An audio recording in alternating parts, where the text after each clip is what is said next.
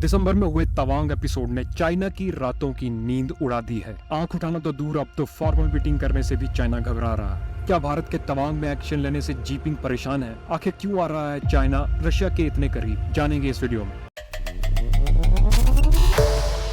अरुणाचल प्रदेश में G20 meeting में China ने शामिल होने से मना कर दिया है। रिपोर्टों के अनुसार अरुणाचल में G20 मीटिंग को कॉन्फिडेंशियल यानी गोपनीय रखा गया था और मीडिया कवरेज पर रोक लगा दी गई थी। बैठक की थीम थी रिसर्च इनोवेशन इनिशिएटिव गैदरिंग, इसीलिए इस मीटिंग को G20 RIIG का नाम भी दिया गया है। खबरों के मुताबिक चाइनीज डेलीगेट्स ईटानगर में मीटिंग के लिए शामिल नहीं हुए।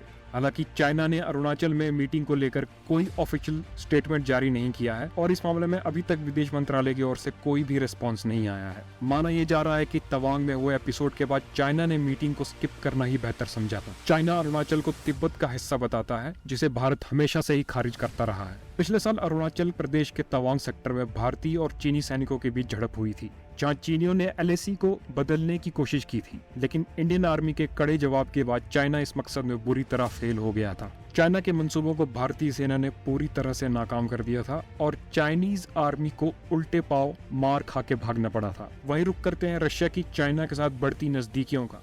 तो भारत के लिए ये एक चैलेंज भी बनता जा रहा है, क्योंकि रशिया भारत का एक इम्पोर्टेंट पार्टनर भी रहा है और बुरे वक्त में भारत का साथ भी दिया है।